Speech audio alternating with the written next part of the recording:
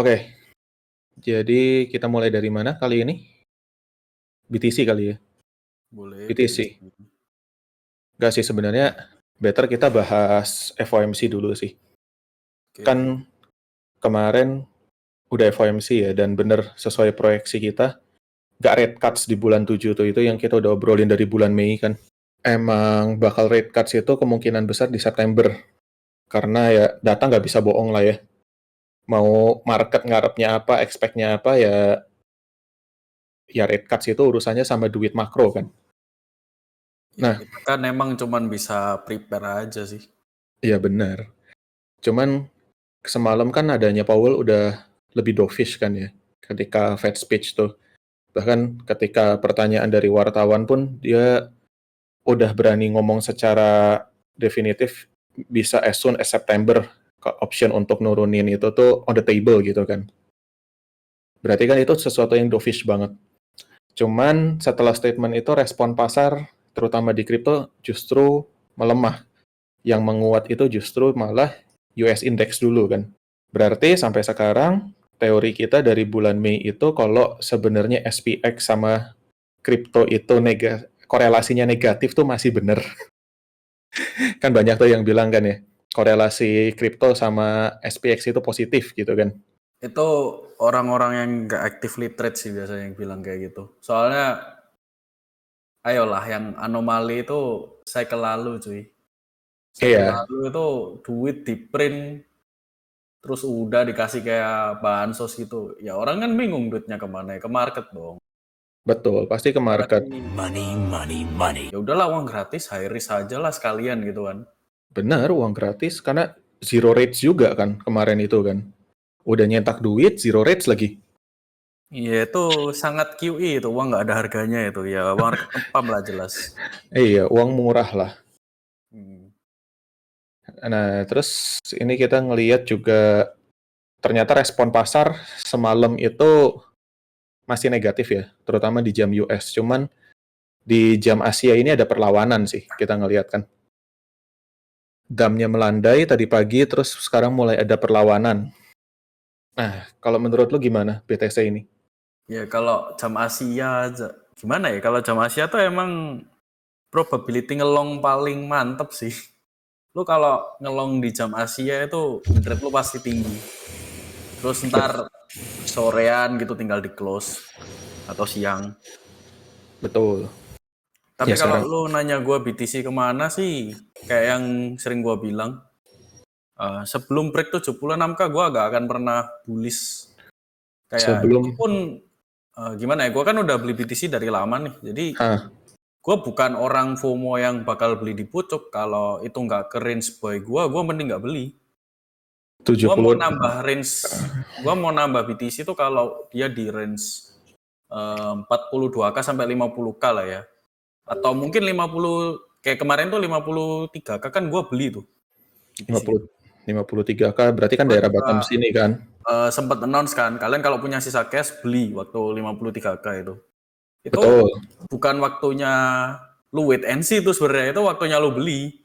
Soalnya nggak ada jaminan dia bakal ke range yang gua pengen juga gitu kan. Namanya betul, market betul. lu harus adaptasi gitu. Betul, berarti kemarin 53K tuh lu ngambil range ini ya buat buy ya? Bener, itu gua ngambil range itu buat buy. Itu udah Oke, gimana ya? Kalau lu tanya gua apakah itu BTC murah, gua jawab murah. Tapi apakah bisa lebih murah? Possible. Jadi tinggal siapin aja. Misal gue punya dana 100% nih ya. hmm, Mungkin di 53K kemarin itu kalau tergantung lu sih, kalau nggak punya barang mungkin bisa 40% langsung buy aja gitu kan. oke. Tapi gue udah punya barang itu dari BTC waktu 20K, jadi ya kalau gue punya 100% gue cuma ngambil 30% doang sih. Yang gede yang nanti tuh di bawah tuh. Yang gede nanti di bawah, range bawah lu berapa? Tadi 42K? 42 sampai 48. Itu kalau di range itu udahlah, itu sisa cash reserve gue habisin yang emang untuk invest di crypto gitu. 42 sampai 48, range lu lebar juga ya? Lebar, karena gue kan emang orang yang suka SDCA ya. Berarti, oh lu ngambil range candle weekly ya? Take notes. Berarti 42 Gua udah sampai nggak perlu 48. lihat tuh, udah tahu tuh. Ya itu mata lu. Mata lu, bakat ilahi lah anggap aja itu. Oke, berarti buy range selanjutnya. Berarti ini kemarin adalah buy range 1. Gua kasih notasi ya di sini ya. Ini adalah buy range 2. Oke. Terus kalau misalnya lu punya ekspektasi nih, dia bakal ke buy range kedua tuh, ke 47, 43, yang 42, 48 lu lah ya. BTC yang lu beli di 53 ke kemarin lu TP dulu nggak? Enggak sih, soalnya gua ngelihatnya gini loh, apa jaminannya itu ke buy range 2 gua? Kalau gua punya cash kan emang karena gua udah teralokasi sebenarnya. Oke. Tapi ini emang cash yang nggak bakal gua alokasiin kalau gua nggak dikasih kayak semacam steal deal gitu lah. Paham kan? Jadi Paham. kecuali kayak kapan hari waktu Maret ya gua TP semua dong. Kan gua exit 100% dari market. Yang lu tanya ke gua yakin lu exit gitu kan? Nah, Iya, di sini gue inget itu. maaf ya. Gua Iya. Gue inget lo TP di sini tuh di daerah Maret tuh, suwe. Gue nggak ikutan. bener. Itu bahkan BTC itu gua exit. Cuman kan kalau BTC ini kita view-nya long term ya. Yang Betul. gua exit itu biasanya yang entry average-nya udah tinggi. Misal nih gua beli BTC di 20k, 30k, 40k ya. Yang gua exit itu entry yang 40k, gua kayak gitu. Yang murah belum gua exit. Kayak gitu sih. Oke. Berarti lo beli yang lo beli atas, lo cuman jual yang buy high sell higher aja gitu lah istilahnya ya? Bener. Makanya ini pentingnya orang tuh kalau main di kripto ya, lo perlu punya porto buat long term sama porto buat short term nih. Soalnya itu lo kan pisah kalau tuh? terpisah. Soalnya kan kalau misalkan lagi buran ya, gue nggak sukanya konsep yang belakangan ini ada gitu loh. Nanti Konsep. kita TP 2025 ya, itu konsep macam apa itu anjir? Soalnya gini loh, buran tuh kondisi market lagi liquid-liquidnya. Ngapain lu kagak TP? Seharusnya tuh lu TP aja sih. Ketika ada yang mau nampung, lu buang gitu ya? Iya, ada yang mau nampung, gua buang. Iya, oke. Tapi kalau lu tanya, apa ya, apakah gua TP semua BTC gua? Enggak, gua kan punya yang di Ledger juga tuh. Lu tahu kan, 60% Iya. net worth gua tuh BTC, nggak gua TP itu. Oke, itu mungkin itu ntar yang lu ikutan tren baru itu ya, TP 2025 ya? Enggak, itu bahkan 2025 gua nggak TP itu. Udah beda fungsi ini udahan. Itu udah benar-benar reserve doang lo ya? Network reserve ya? Benar. Oke. Sip. Berarti sampai sekarang berarti lu masih ada order buy lah ya di antara 42 sampai 48 itu ya bertahap ya? Ada. Terus kalau lu tanya misalkan nanti 2025 beneran 100.000 apakah gua jual? Iya gua jual. Yang 48 sampai 42 itu gua jual semua. Tapi kalau BTC yang sekitaran 20k gua beli itu biasanya masuk ledger sih. Oke. Pokoknya gua tuh kayak gini, gua mau nyimpen BTC yang bagi gua udah kayak gratis gitu lah. You are about to make a shitload of money. Oke. Ini kan kita lagi review yang kemarin nih. Kalau sekarang pergerakan jangka dekat, ya jangka dekat kita bukan ngomong 1-2 hari ya. Kita ngomong istilahnya mungkin ya sampai sebulan gitu. Seenggaknya sampai next FOMC inilah yang dimana probability rate cuts 25 basis point kan udah 90%-an. Sebenarnya turun loh. Ini menarik. Probability rate cuts-nya itu turun dari 96% ke 85% untuk 25 BPS. Cuman jadi ada sekitar 12 sampai 13% chance double rate cuts di September. Nah, kalau lo nge-view ini gimana efeknya ke market? Kalau kata gue sih masalah rate cuts itu juga banyak yang salah paham ya. Oke. Misalkan rate cuts, bullish gitu kan. Ya sebenarnya sih tolonglah risk asset itu nggak cuma di kripto gitu kan. Bisa juga rate cuts itu malah ngasih bullish ke SPX gitu loh ya kan. Bisa, benar. Soalnya itu ya gimana ya? Itu fakta yang harus ditelan gitu loh. Tuh, Bukan cuman kripto risk asset. Termasuk stok itu kan risk asset juga sebenarnya.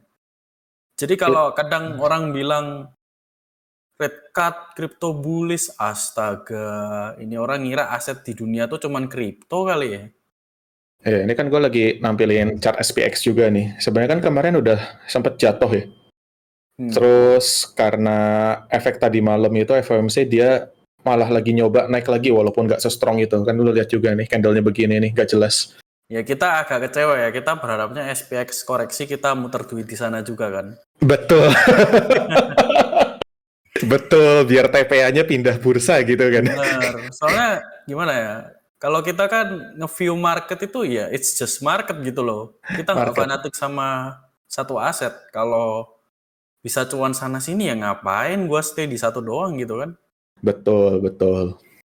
Oke, dan ini berarti kalau kita lihat nih ya, dua chart ini, korelasinya masih tetap negatif loh ini. Masih negatif, siapa Masih bilang negatif banget. positive correlation? Banyak lah. Lalu tuh sejalan ya cuman karena QE full throttle aja. Setuju sih itu. Itu sampai IHSG juga melejit loh itu ketika QE full throttle itu. Saking nggak taunya duit kemana sampai ke emerging market loh. Tapi kalau misalkan lu tanya gua nih short term ya. Hah? Kalau BTC ke 72K itu possible aja, cuman mungkin habis itu kena koreksi lagi sih. 72K berarti daerah pucuk swing sebelumnya ya. Yoi. Terus koreksi lagi mungkin. Terus Kayak kata gua, koreksi lagi. selama belum 76K itu di break, gua belum bullish sih. Kenapa? Bukan masalah gimana ya, cuman kayak lu kalau tanya gua long term, gua sangat bullish BTC. Ayolah, itu 60% net worth gua long. Oh iya, betul. Cuman gua kan juga suka take profit ya. Oke. Jadi gue bukan pure investor buy and hold doang gitu loh. Buy and hold ada portonya, porto buat trading ada. Jadi kalau misalkan dia beneran hit 72K nih, terus gue lihat, wah kok nggak kuat nge-push harga ke atas nih, mungkin kemarin BTC yang gue beli di 53K, gue TP. Tapi kalau lu tanya gue nih, itu misalkan dari titik sekarang, terus turun ke buy range 2 gua gitu ya, kemungkinan besar. Gua belum TP sih. Tapi kalau di 72K jelas gua TP. Oh justru kalau naik dulu lu TP? Kalau naik dulu gua TP, tapi kalau sekarang kelihatan mau turun, biarin aja. Oke. Kenapa threshold lu di 76K? Padahal swing high ATH terakhir itu kan di 73.800 tuh. Ya kalau cuman sampai berapa itu? 73.800. Kalau cuman sampai 73.800 mah apa bedanya? Itu berarti nggak kuat naik lagi dong. Gue selalu ngeliat market tuh apakah dia kuat nge-push ke atas atau enggak. Udah sesimpel itu sih. Oke, berarti lo nggak peduli dengan teori breakout trading gitu ya? Breakout trading bro. Maksud gue gini loh. Oke. Crypto itu ranging market kan. Kita juga tahu kayak misalkan gue kan sering tuh nge-call Solana ya. Betul. Oke, kita limit ya 120, terus nanti di 200 TP, terus limit lagi nih 120, 180 TP, kan udah berkali-kali tuh kayak gitu. Betul. Lihat aja Solana sekarang, kan ranging market kripto itu. Solana, coba kita switch ke Solana chartnya. Oh, sangat ranging ya guys. Iya itu. Siapa bilang kripto market trending ini, astaga. You gotta be shitting me. Sedihnya kripto itu ranging market kok. Berarti jadi gua tuh suka manfaatin range marketnya ini loh. Kalau waktunya TP ya gua TP. Benar sih, ini kalau lu udah TP, beli lagi kayak misalnya lu TP di atas, beli lagi di daerah sini, TP lagi, udah kenyang sih. Bener, TP lagi. TP Terus lagi, kenyang sih. Kalau misalkan gua udah TP lagi nih sekarang 3 kali TP kan gua. Terus lu tanya gua, kalau besok Solana ke $500 gua salting nggak? Enggak. Gua udah TP 3 kali. Ya emang udah kenyang sih. Sama aja sama nge-hold sekali terus ke 500 ya. Sama aja. Malah lu resiko nggak nyampe 500, bener nggak? Betul. Itu dia. Betul. Tapi kalau lu bilang, ini kan trending market. Ranging market. Oh ya, ranging market, bukan trending. Terus apa yang terjadi di pergerakan Solana dari sini sampai sini. Dari 32 sampai 120, bahkan sampai ATH-nya kemarin 200-an. Itu bagi lu cuman pindah range doang gitu? Pindah range gimana? Itu kan masih masuk range-nya. Oh, karena dia belum breakout dari ATH 260-nya ya? Iya. Berarti berarti ini cuman sideways lebar gitu ya? Iya, ini gimana ya? Kripto ini kan termasuk aset yang masih new gitu loh, bukan kayak stok yang udah lama banget gitu kan. Kalau tiba-tiba Solana balik ke berapa tuh lo? 8. Kalau lo tanya Solana balik ke $8, apakah gua kaget? Enggak kaget sumpah. Ya sebagai orang yang kena FTX ngerasain porto gue dibakar ya sampai 8, gue juga gak kaget. Gue nggak hold loh dari 126. Paling cuman kayak first time bro. Iya. Oke, first. Tapi ini masih masuk sih. Ini emang kita ngelihatnya dari Maret ini. Atau kita mungkin dia lagi ini sih, kalau gue liatnya mungkin lagi price discovery sih. Lu nggak boleh lihat range sampai beberapa tahun ke belakang anjir. Itu kan dia bikin range baru tuh di kanan. Iya betul, yang ini kan. Iya, ya bisa aja dia stay ke sana atau extend lagi kan ntar, nggak ada yang tahu. Iya. Cuman kalau emang bener-bener dikasih kesempatan balik ke range yang lama sih ya gue juga seneng aja, gue mau Solana sih. Nih range-nya lamanya seberapa lama nih ekspektasi lu? 8 tabo sih. Enggak lah. Paling itu loh, berapa tuh bawah tuh. Apa? Ya mungkin itu next bear market lah ya, 20 itu. Gue beli lagi nggak apa-apa. Gue pasti beli buat dikentit. At least itulah ya. It's fun bro. It's fun. Berarti kalau range low itu ya sekitar 113 sampai 103 ya, 104 kalau untuk di new range ini ya. Kalau gue bilang misalkan ada orang-orang yang belum punya Solana gitu ya, atau yang udah ikut gue take profit gitu, kalau misalkan mau beli lagi sih, range ideal lu beli itu mulai dari 108 sampai 130 sih. 108 sampai 130 berarti range-nya di sini. Iya, terus nanti kalau mau TP mungkin di 210 lagi gitu ya, TP lagi. Masa hold doang? Nggak, soalnya gini loh, lu kan udah bareng sama gue lumayan lama nih di market ya. Iya. Lu kan tim hold nih. Iya. Nah, gue tim buy sell. Kira-kira lu salty gak lihat gue? Salty sih, Cok. Jujur gue salty. Dari kemarin gue bilang gue salah nge-hold. Gue terlalu meremehkan. Tapi itu sih, gue kemakan sama omongan-omongan di CT itu kan. Super mega low down cycle, whatever lu jual ntar dituap. Sumpah ya manusiawi, gue kemakan itu gue jujur. Tahu gak sih? Super mega cycle ya, itu sebenarnya bukan kalimat baru sih. Oh iya. Itu dulu gue pernah denger juga di cycle lalu. Jadi ya kripto itu emang by nature ya, kalau naik tuh persenannya bisa gila, tapi kan turunnya juga bisa gila cuy. Betul. Jadi kalau lu bilang super mega cycle, upside-nya, lu lihat upside potensial tuh kan. Betul. Downside-nya nggak dilihat sama orang kebanyakan itu. Gue jujur expect downside-nya itu cuman, oh ya paling dari top turunnya ya 30-40% lah gitu kan. Oh ya ada boomers money nih masuk nih, mungkin ada yang nahan lah. Alah dusta cok. Kesel gue juga. Gue cuman punya pertanyaan simple, mungkin buat semua orang yang nanti dengerin record kita ini ya. Oke. Kalau emang lu beli di tuap, pertanyaan gue, duitnya seberapa banyak buat ngetuap terus itu? Betul juga. Dan gini, oke lah kita sekarang ngomong BlackRock dan lain-lain masuk gitu ya ke kripto. Tapi lu tahu nggak actual size kripto itu di porto mereka berapa? Nggak tahu kan? Enggak sih. Kalau itu size-nya kecil banget, apa yang mau nge-push ke atas? Lu paham maksud gue kan? Ini kan ngerti. Sama kayak gini loh. Misalkan nih, retail Indonesia gitu ya misalkan. Lebih pilih aset kripto gitu, misalkan mereka beli di Indodax kayak gitu ya. Daripada saham Indo, siapa yang kuat nge-push harga ke atas? Saham Indo itu. Lu bilang retail miskin nggak ada duitnya, tapi retail tuh bukan satu orang loh. Iya, retail banyak. Retail banyak. Kalau lu gabungin juga itu sebenarnya gerakin market bisa kan? Bisa kan kejadian tuh di kasusnya GameStop kan, GME itu. Jadi emang ya nggak bisa cuy, lu ngomong retail nggak ada efek tuh. Retail tuh pasti ada efek. Nah, tapi gue kan biasanya suka ini ya, nge-counter trade retail biasanya. Betul. Lu Kita- bullish, gua TP, gua limit order bawah. Gua kayak gitu pokoknya. Oke.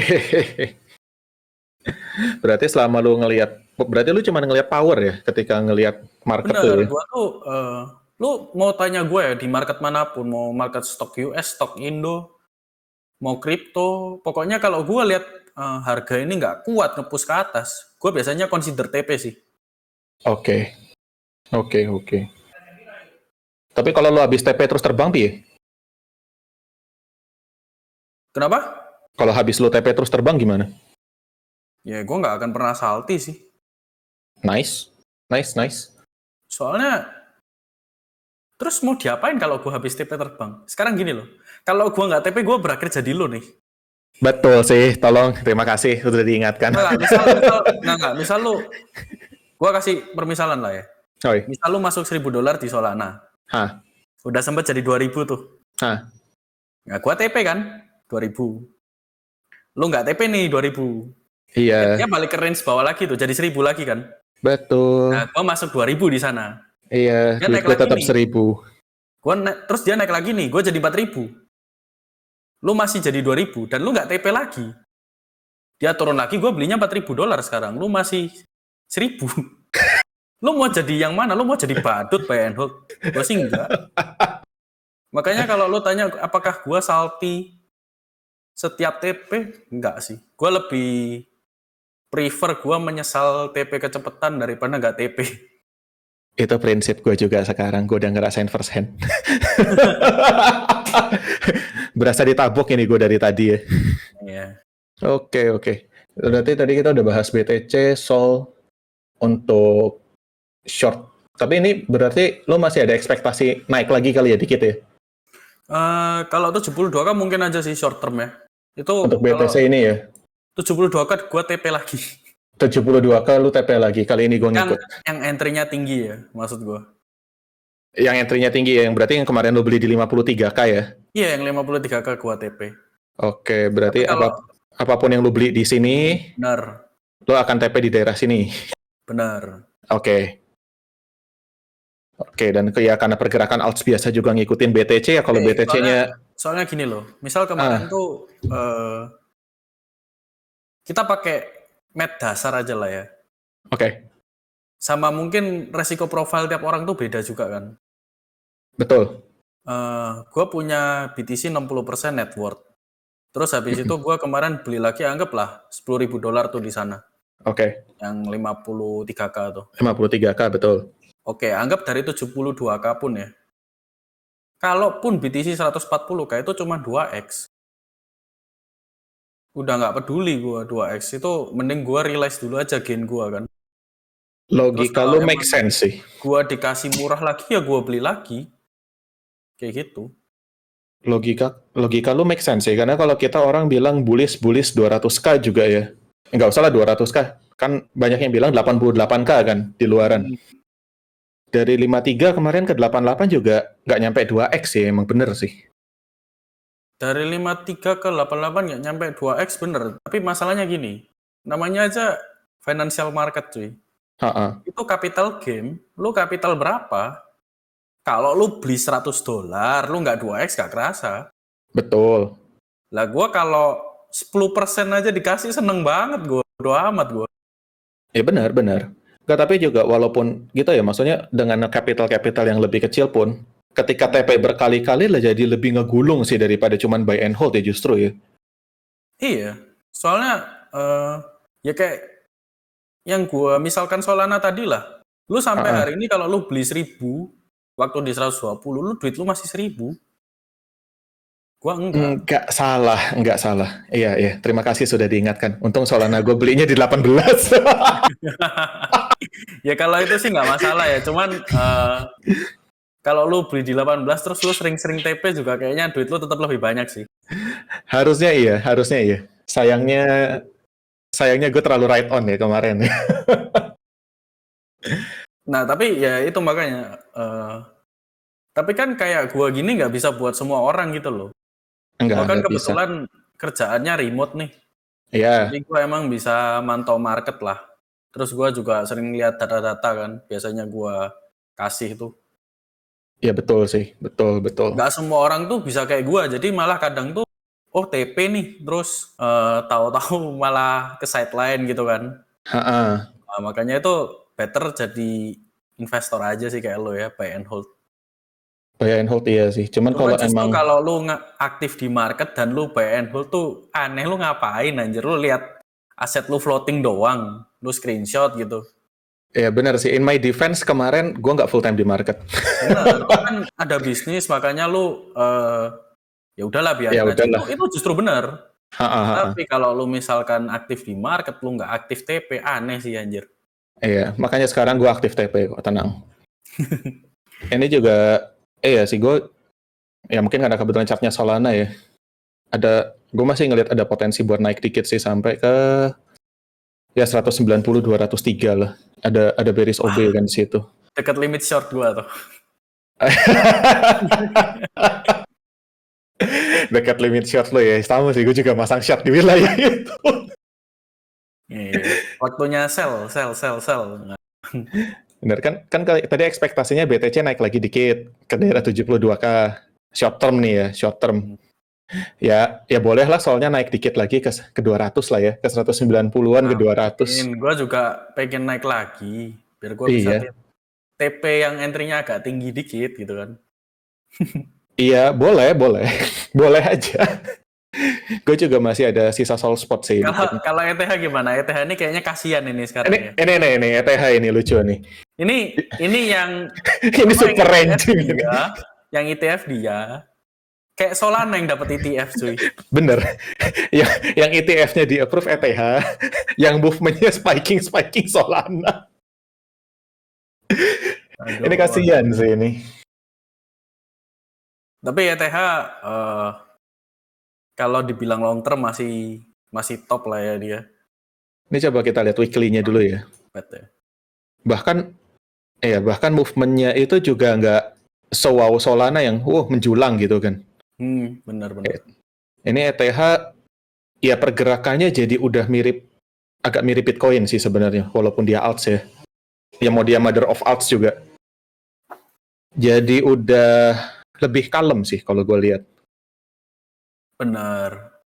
Sama ranging-nya lebih banyak. ETH tuh sebenarnya lebih enak di TikTok sih kalau dilihat kayak gini ya. Kalau gue sih suka nge-tradingin big caps ya. Suka nge-tradingin big caps. Iyalah, big caps tuh sangat ranging tuh. Kenapa nggak di-tradingin aja? Sangat. Karena dari swing high ke low-nya aja dia udah bolak-balik berkali-kali sih ini. Oh, pas waktu 4.000 tuh inget gak gua TP? Ingat. Orang-orang waktu itu ini yakin ETH 4.000 TP, yakin. Gue yang nanya. Terus balik tuh dia kan. Gue pengen murah lagi gitu kan. Diam gue yang nanya soalnya. Nggak, soalnya gini loh, ya kayak kata gue tadi, itu ke 8.000 juga cuma 2x gitu loh. Gak salah sih. Gak salah. Tapi ya dulu juga sempat rame nih waktu movement ETH yang satu tiang ini yang gue kotakin nih. Sempet rame, terus... Lu inget gak waktu ramenya itu kan banyak yang bilang ETH 8.000 nih. Betul. Lagi itu kan. Lu inget gak limit order gue di mana? Di berapa coba sebut aja. Itu di bawah tuh. Candle bawah tuh. Di sini 2.900-an. Iya 2.900 kan? Iya 2.900 bener range low. Kena dong. Kena. Makanya banyak yang seneng tuh yang ikut gua TP beli lagi itu. Itu bener sih. Bener. Lu jangan tanya gua kalau ini ke 4.000 gua TP lagi nggak? Gua TP, nggak usah tanya ya. Ya kalau BTC-nya aja mulu TP ya ETH-nya juga mungkin iya sih. Enggak, soalnya gini loh, cycle itu masih panjang cuy. Betul. Kita masih ada setahunan lagi. Kalau dia di Oke. sideways-in beberapa bulan lagi juga gue nggak kaget di range yang sama. Itu benar sih. Range, ya cycle-nya masih panjang. Jadi kalau ranging dulu juga masih make sense ya. Bener. Tapi lo nggak Soalnya, dapat. soalnya lu harus mikir kayak gini. Ha-ha. Kalau bull run sama dengan lu ijo terus, Mm-mm. lu sama gue udah beli Lambo kayaknya, Cok. Nggak salah. Pasti ada range market yang lu dibikin, wah anjir tahu gitu TP ya. Iya. Inilah salah satunya. Ada kayak gitu kan. Nah itu Betul. pelajaran berharga yang gue dapat dari cycle lalu sih. Iya sih. Soalnya gini, gue cycle lalu tuh ya, setengah dari cycle-nya gue buang-buang waktu. Buang-buang Gue waktu. segitu-segitu aja karena gue buy and hold. Iya, itu yang lagi gue rasakan sekarang sih. Ya, setengah cycle-nya gue buang-buang waktu. Jadi itu gak mau gue ulangin sih di cycle ini. Betul, karena gue awalnya di awal cycle ini ya, di November tahun lalu itu gue mikirnya, oh mungkin cycle ini beda gitu kan. Dengan adanya ETF segala macem. Sama aja lah. Sama aja, harusnya gue ikutin metode gue yang dari dulu. And now for the profit taking. Terus kalau pandangan lo ke altcoin gimana nih?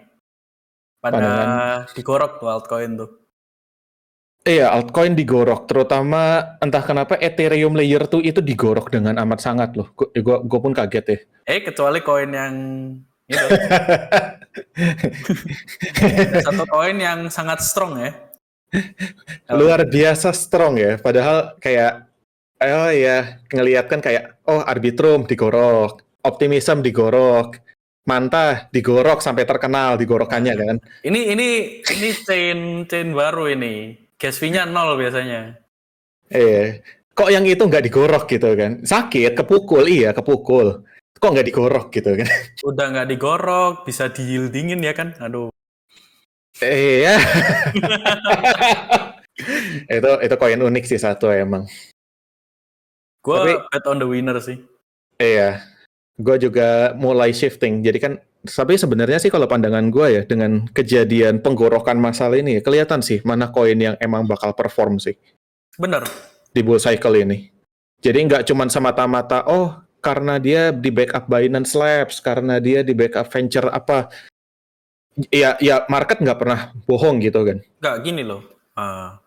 Project lu, mau sebagus apapun, kalau orang nggak suka, goodbye bro. Betul. Itu betul. Soalnya gini. Orang cycle lalu pasti tahu nih. Orang cycle lalu itu ya, kebanyakan beli BTT. Cuman karena lihat Twitter, gua jamin itu.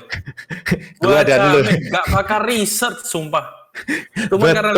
Cuman dan itu disukai orang koinnya. Betul, karena waktu itu Justin Sun lagi terkenal. Bener. Terus apa kita waktu itu pasti berharap ya udahlah ini hasil Moonback gak usah di TP lah ya. To the moon gitu. To the moon. To the Jadi bone. sampah bro. Jadi sampah di wallet. Jadi sampah itu BTT sampai sekarang gitu. Namanya berubah lagi apa? BTTC ya sekarang ya. Tapi jujur, kalau lo tanya gue itu projectnya apa, gue nggak tahu. Gue cuman beli karena gue liat Twitter. Gue profit, tapi gue Moonback-nya kayak gue kan kalau biasa gini ya, misal gue beli koin di harga $1 nih misalkan. Dia ngepam nih ke $2. Gue kan sebenarnya bisa tarik modal awal doang kan. Tapi biasanya gue tuh tarik 75%. Oke. Gue ada floating 25% Moonback kan itu gue biarin gitu. Baik. Cuman kalau sekarang nggak akan deh. Itu juga duit mending gue TP anjir. Mending exit aja lah ya udah ya. Bener. Kayak ini ikan pari Manta. Kan waktu itu kita beli chip ya di $2 kan. Terus lagi disukain orang-orang nih koinnya $4. Ya kita TP dong. Saya telah TP. tapi jujur itu habis TP gue emang re-end lagi karena kalau secara project sebenarnya gue lihat bagus nih. Iya, cuman betul. Yang bikin dia dibenci orang-orang tuh airdrop dia sampah. Kayak Merlin tuh contohnya. Heeh. Makanya harganya ya didam gitu akhirnya. Ya gimana pun gue sih berharapnya mereka ngeluarin sesuatu atau airdrop baru yang wow gitu lah ya biar recover kayak. Ya sebenarnya iya Kalau sih. enggak sih kayaknya susah itu recover. Susah berat banget. Coba kita lihat Manta ya. Manta. Ya Indian kayak siapa yang mau beli gitu aja kan. Aduh. Ini nasty sih. Nasty banget. Nasty sih. Gue jujur waktu itu sempat nambah kan. Gue average down tuh di sini nih. Gue ngeliat kayak, oh iya konsolidasi kelar kali ya. Oh iya ini breakout nih. Alah haram. Gue kejebak juga nih ini di sini nih di porto pribadi gue nih. Itu kayak, alah breakoutnya dusta. Nggak bisa, soalnya di market manapun tuh lo harus mikir siapa yang mau beli barang ini. Ini gue kasih contoh ya, misalkan lo beli BTC di 20K lah. Ada nggak yang mau beli BTC di harga atas itu? Enggak sih.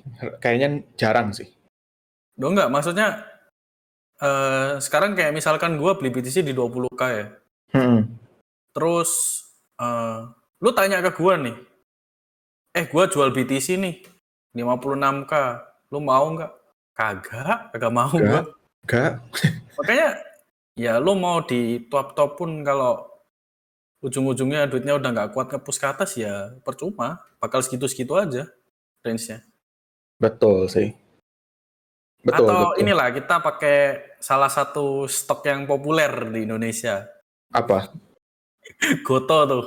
Kayak misalkan gini lah, waktu 50 nih gue jual. Terus nggak ada yang mau beli. Emang bisa naik harganya? Enggak juga sih. Lah, iya kayak maksud gue gini loh, financial market tuh semuanya sama. Sama. Kalau menurut gue ya gue kan anggap aja gue orang goblok lah ya, gue baru 6 tahun doang lah di financial market stock crypto ini ya.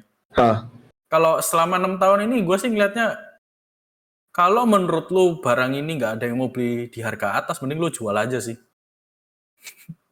Jual pun belum tentu ada yang mau beli gitu kan. Bener juga sih. Itu bener sih, itu bener. Mungkin gue juga masih kadang punya pandangan retail ya, kayak ya udahlah size gue kecil kayak hantu lah. Gak bakal gerak lah ini candle nih. Cuman ya jadinya gue dikarungin juga sama yang size-nya gede beneran jadinya kan. Soalnya kan lu mau trading di manapun tuh lu tetap harus mikir. Ya kayak misalkan gini lah, lu trading di stok US nih, lu beli Nvidia tuh. Ya coba. Lu beli di harga mahal. Kita lihat Nvidia nih. Apa sekarang? 117. Nah, misal lu beli di harga $69 tuh ya misal. Ya, misal beli di sini lah ya. Low nih. Misal beli di situ lah. Salah marking gue. Menurut lu kalau orang-orang nggak percaya sama stok ini, ada kayak yang mau beli harga di atas lu? Nah kan sekarang ada karena wah ini futures nih, AI nih gitu kan. Betul. Makanya harganya bisa naik gitu. Betul. Iya, sama lah semua market tuh ya udah kayak gitulah. Benar sih, karena lu pernah nggak lihat stok Indo? Dia ada order sell doang, nggak ada yang buy. Enggak, biasa sih udah kelok ARB sih kalau udah kayak gitu mah. Ya bener, ARB. ARB ya, udah ARB itu. Iya, gue tau kemarin ARB sih. Nggak ada order bidnya. Berarti kan lu mau beli itu lu harusnya habisin dulu orang-orang yang mau jual kan? Betul. Ya udah, sama lah kayak kripto sama aja sih. Sama sih, bener ya, sih. Ya mungkin kalau ada orang yang dengerin record ini merasa lebih jago secara finance ya nggak masalah juga kan. Gua kan juga baru masalah. 6 tahun doang gitu kan. Betul. Bisa aja yang omongan gue ini cuman bullshit nih, salah nih kayaknya nih.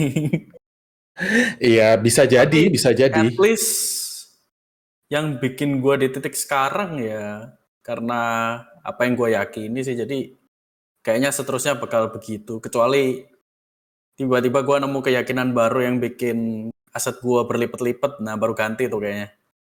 Oke. Oke. Berarti ya oke lah, mungkin sesi ini kita gitu aja kali ya. Udah cukup Udah sih kelar kali ya. menurutku. Kelar sih. Ya, konfirmasi terakhir mungkin. Berarti BTC 73-74 TP ya? 72K gua TP. Bahkan 72 aja lu udah TP ya? Enggak, gini loh. Ya, lagi-lagi. Lu sakit gak jadi profit, atau lu profitnya lebih sedikit daripada nanti TP-nya gitu aja dah. Oke. Itu masukan yang sangat bagus. Oke, sip. Berarti untuk sesi ini kita gitu aja. Kita tes format baru kita.